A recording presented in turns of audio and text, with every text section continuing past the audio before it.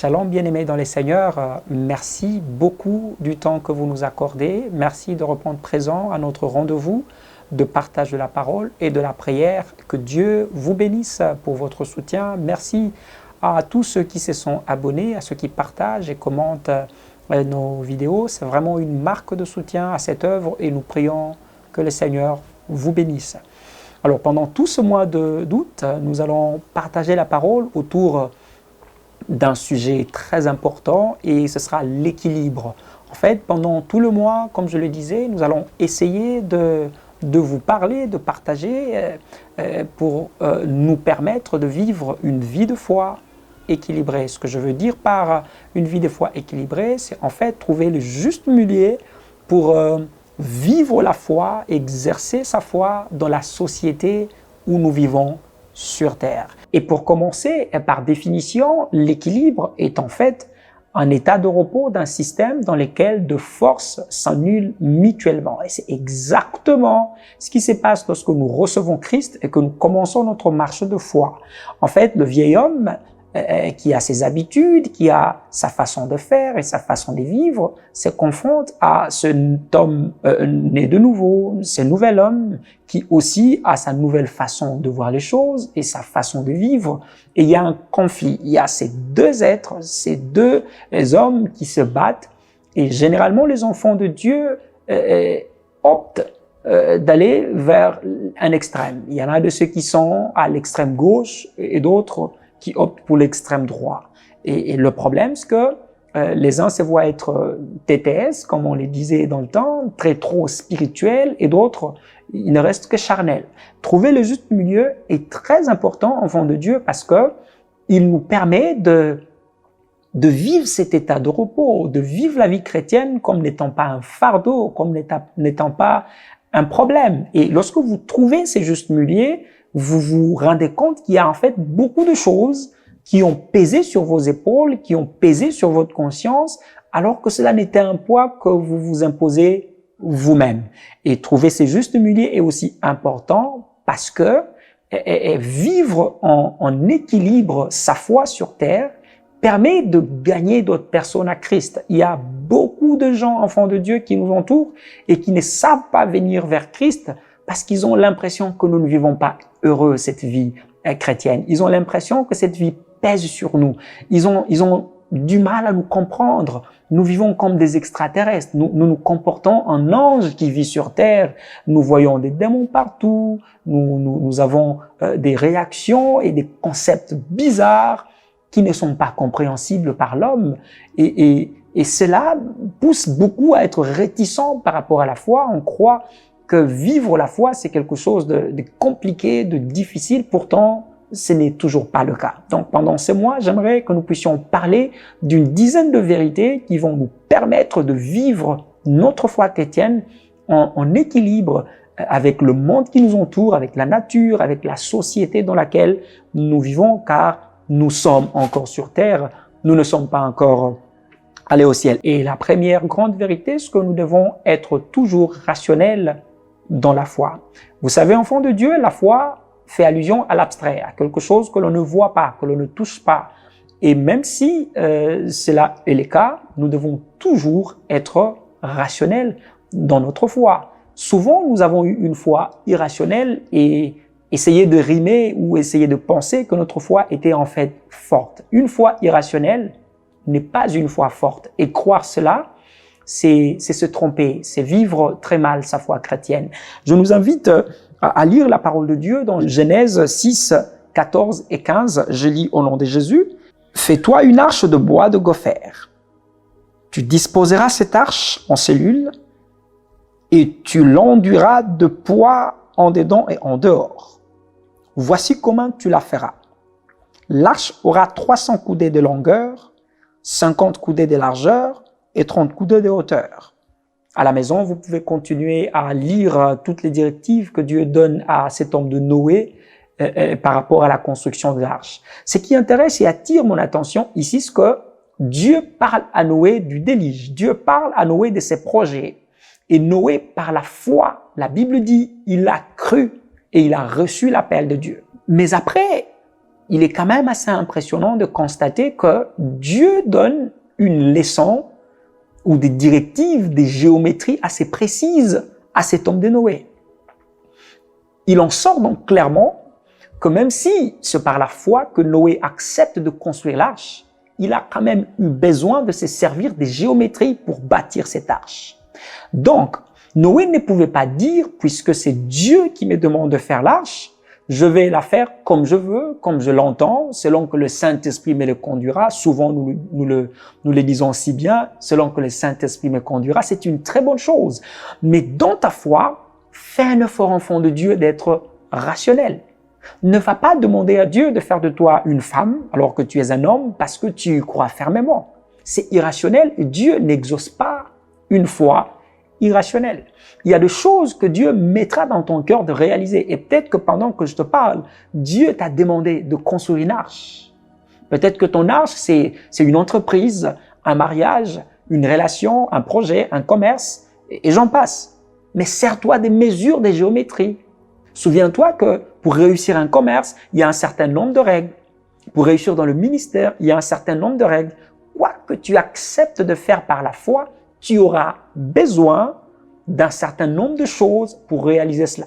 Donc, ce n'est pas parce que l'appel était venu de Dieu et que Noé l'avait reçu par la foi qu'il pouvait faire des choses selon qu'il le voulait.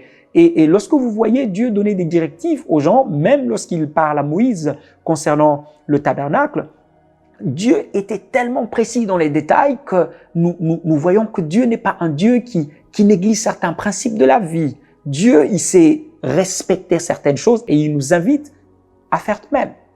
Construis-toi l'arche, mais sers-toi de la géométrie. Parce que si tu ne fais pas ça, ton arche coulera, à coup sûr. Tu n'iras pas assez loin si tu crois que la foi est quelque chose d'irrationnel. Crois. Je me souviens encore quand nous grandissions, tellement on avait la foi et on croyait que le Seigneur nous amènerait à voyager dans tous les pays du monde et qu'on n'avait même pas besoin de passeport pour cela. Et croire cela, c'est être irrationnel dans sa foi et Dieu ne fera jamais ça. Dieu n'est pas ce fraudeur qui t'amènera à frauder à l'immigration. Non, Dieu a la possibilité, la capacité de t'amener à voyager dans le monde entier. Mais souviens-toi que tu devras te servir des géométries. Et dans ce cas-là, ce sera un passeport, demander un visa comme tout le monde le fait. Et par la grâce et la puissance de Dieu, tu l'obtiendras et tu voyageras où tu veux. Donc, souviens-toi toujours que quand tu crois, tu dois être rationnel. Souvent, nous croyons que notre foi n'est pas assez forte pour nous donner ce que nous voulons recevoir de Dieu, mais c'est seulement parce que peut-être que nous ne sommes pas rationnels dans notre façon de croire. Change ta façon de croire, sois rationnel dans ce que tu crois. Je ne dis pas que tu dois viser de petites choses, je ne dis pas que tu dois pas viser loin, vois grand, mais reste rationnel dans cela. Ça te permettra donc de vivre ta vie chrétienne avec repos. Et la deuxième grande vérité dont nous allons parler, c'est le respect du processus. Vous savez, enfants de Dieu, dans la marche et la recherche de l'équilibre de la foi, nous devons apprendre à respecter les processus. Lorsque vous vous détachez du processus, vous vous détachez même de la voie que Dieu trace pour accomplir un certain projet. Parce que Dieu est celui qui respecte le processus. Allez observer toute l'œuvre que Dieu a faite. Vous verrez qu'il respecte, il est dans le respect strict du processus. Souvent, par un zèle déplacé, nous croyons que avoir la foi, c'est de pécher contre le processus. Ça, c'est croire mal. Et crois-moi, si tu penses que par la foi, tu as le droit de pécher contre le processus, dans quoi que tu fasses, dans quoi que tu puisses faire, alors je te rassure que tu n'évolues pas avec Dieu, parce que marcher avec Dieu, c'est aussi respecter le processus. Analysons la promesse que Dieu donne à Sarah ou encore à Élisabeth ou encore à Marie. 3 femmes qui reçoivent une visitation de Dieu, qui sont informées, qui recevront un enfant de Dieu, qui sont tombées enceintes et qui par la suite reçoivent leurs enfants.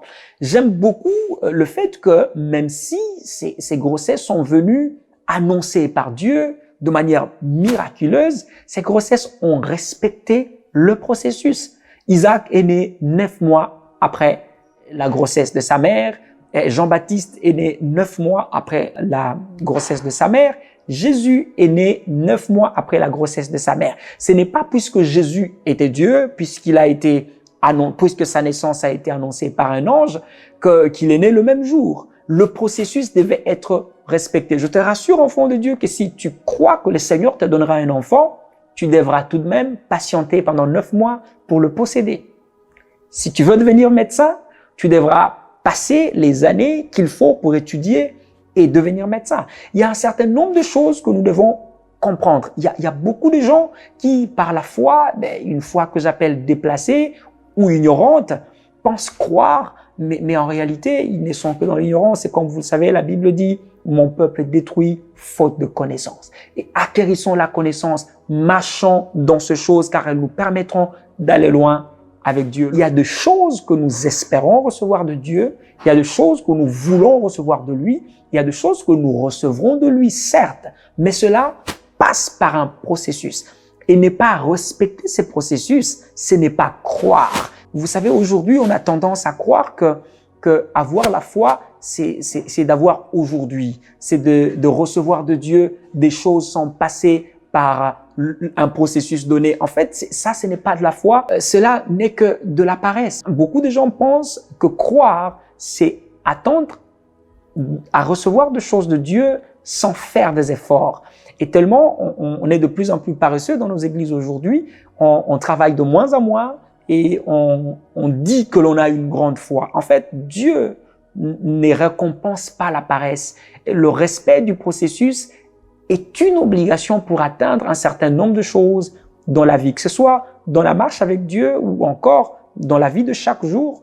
Tu auras besoin de passer ton test de permis de conduire pour conduire une voiture. Tu as besoin d'apprendre à conduire pour ensuite devenir chauffeur. Tu ne vas pas t'installer dans une voiture par la foi, démarrer et commencer à conduire. Si le Seigneur te l'accorde de le faire, gloire à Dieu. Mais je ne pense pas qu'il y a un gouvernement qui te l'autorisera ou qui t'applaudira à le faire. Donc, il est important, enfant de Dieu, que le monde, que les gens qui nous entourent voient en nous ces quelques traits dans le respect de certaines choses pour prouver aux gens que nous ne sommes pas encore extraterrestres. Nous vivons dans un monde sur la terre et nous devons respecter un certain nombre de choses parce que Dieu nous appelle à cela. Dieu respecte les processus. La Bible dit tant que le ciel et la terre existent, la loi de la moisson et de la semaille subsisteront. Nous avons donc besoin, enfants de Dieu, de vivre dans le respect de ces normes,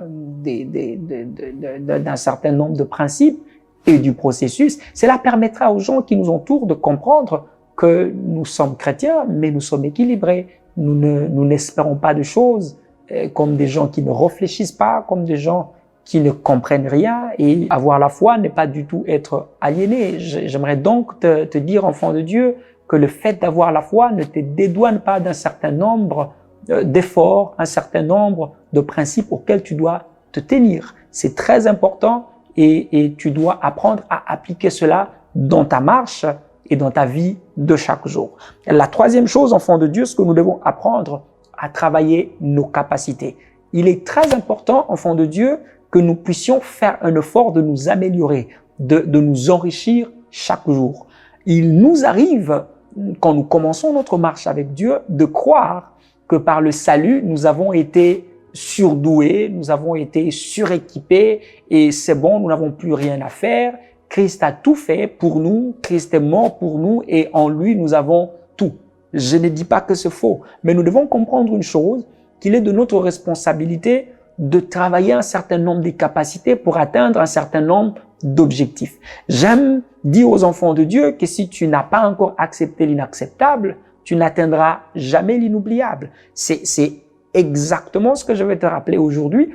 Tu es obligé, tu es appelé, tu es tenu à croire, c'est vrai, mais aussi à travailler tes capacités. Lorsque vous lisez 1 Samuel 17, 49, un peu plus tôt même, vous voyez David qui se prépare pour aller combattre cet homme de Goliath. David avait déjà l'onction, David était déjà oint pour devenir roi et c'est vrai que nous savons tous que la pierre que David a envoyée avait sûrement un soutien de Dieu. C'est par Dieu que cette pierre a tué Goliath parce c'est vrai, inhumain de croire qu'une simple pierre pouvait abattre un homme d'une aussi grande expérience et d'une aussi grande force. Mais nous oublions souvent de nous dire ou de nous rappeler que David a pris soin de choisir ses pierres. Et même si ces pierres ont été choisies par l'aide du Saint-Esprit ou par une directive spirituelle, David les a choisies de sa main. Et il a lancé cette pierre avec sa lance. La Bible dit, il a introduit sa main dans sa gibecière, il a pris une des pierres et il l'a lancée. Il devait donc être bon dans cela. Je suis sûr qu'en berger, David s'était exercé pendant longtemps à jeter la pierre et je suis certain qu'il le faisait très bien. Donc Dieu passera aussi souvent par les capacités que tu as acquises, je ne sais pas, par les études, par l'expérience, par l'exercice, pour atteindre un certain nombre de choses, pour réaliser un certain nombre de choses. Vous savez, quelquefois, je vois de jeunes gens qui abandonnent les études parce qu'ils se disent être appelés au ministère. Moi, je suis appelé à prêcher et ainsi, je n'ai plus besoin d'aller à l'école. Non, j'ai dit toujours aux jeunes, Dieu a besoin de ton diplôme. Et si tu ne me crois pas aujourd'hui, crois-moi, tu me croiras demain. Dieu a besoin de ton diplôme en architecture, en médecine, je ne sais pas, en interprétation, je ne sais pas, en géologie, je ne sais pas, en chimie. Dieu aura un jour besoin de ton diplôme, alors va à l'école, étudie. Tu ne sais pas ce que Dieu veut réaliser avec toi demain. Alors, il est important que tu travailles tes capacités aujourd'hui. Cultive-toi. Il est important, enfant de Dieu. De vous à moi, ça fait de la honte de nous retrouver dans un auditoire plein de gens qui sont instruits, qui sont bien instruits, et de se rendre compte que le prédicateur qui nous prêche, c'est un homme loin de Dieu qui nous sort de vérités profondes, qui est d'une onction exceptionnelle, mais qui parle un mauvais français. Je ne suis pas en train de dire ici que les capacités de l'homme priment sur l'onction ou les dons de Dieu. Non, je suis simplement en train de dire que le don de Dieu et l'onction que Dieu dépose sur toi ont besoin, souvent, si pas toujours, de passer par les capacités d'un homme pour atteindre leurs objectifs. Dieu peut te donner un message fort et puissant, mais si tu n'as pas les bonnes capacités, les capacités à transmettre ce message n'atteindra peut-être pas la bonne cible. Qu'on se dise la vérité, un homme bien loin de puissance et qui parle en mauvais français, il y a une certaine catégorie de personnes qui ne t'écoutent pas, qui ne te donnent pas du crédit. Alors, pourquoi tu vas empêcher à l'œuvre de Dieu d'atteindre sa cible simplement parce que tu es paresseux, tu ne veux pas travailler tes capacités? Je nous encourage donc, enfants de Dieu, à nous cultiver, je le répète, cultivons-nous, enfants de Dieu, travaillons nos capacités. Ce n'est pas du tout un péché, ce n'est pas parce que tu as la grâce de Dieu que les gens vont accepter de t'écouter alors que ton hygiène de corps est approximatif. Un homme de Dieu qui a de l'onction, mais de qui tu ne peux pas t'approcher parce que ce n'est pas confortable. Un homme de Dieu qui a l'onction, mais que tu ne peux pas présenter à quelqu'un parce que il parle approximativement. Vous savez, toutes ces choses, c'est des choses que nous pouvons corriger aujourd'hui. Commence à t'instruire, travaille tes capacités aujourd'hui. Et tu verras que quand tu mélangeras tout cela à la grâce et l'onction que tu as de Dieu, tu ne pourras le servir que mieux. Et les gens te comprendront mieux, les gens te soutiendront mieux. Et tu verras que la plupart de fois, nous croyons extraterrestres, nous croyons anges, alors que nous sommes humains, que nous servons Dieu sur la terre et que sur la terre, nous devons vivre comme humains. C'est important dans notre marche. Donc, je vous invite à prendre rendez-vous la semaine prochaine, même heure, pour quelques autres principes. Et ensuite, je crois qu'à la fin de ce mois, on aura fini et le Seigneur nous permettra de vivre notre vie de foi en équilibre. Je nous invite à prier le Seigneur pour que Dieu nous permette de vivre ces choses dans notre vie de chaque jour et de le mettre en pratique. Prions le Seigneur. Père éternel, nous te disons merci pour ta parole qui tombe à point nommé. Merci car tu nous parles aujourd'hui et tu nous équipes pour faire de nous des enfants équilibrés, des hommes et des femmes qui vivront leur vie de foi en équilibre afin de connaître le repos dans celle-ci. Permets-nous, Père, de comprendre ces choses, d'être des hommes et des femmes de foi, mais d'une foi rationnelle. Permets-nous, Père, de vivre par la foi, mais de vivre par la foi de manière rationnelle. Permets-nous aussi d'être des hommes et des femmes qui savent respecter le processus, vivre dans le processus pour atteindre les objectifs que tu veux atteindre avec nous, mais aussi permets-nous d'enrichir les hommes et les femmes que nous sommes, de travailler nos capacités, d'être des hommes et des femmes qui comprendront qu'ils ont besoin des capacités renforcées, enrichies pour le bien de l'Évangile et le bien du royaume. Au nom de Jésus, j'ai béni le frère, la sœur qui me suivent, je bénis leur famille et leurs entreprises, je bénis leur vie, et cela au nom de Jésus. Amen.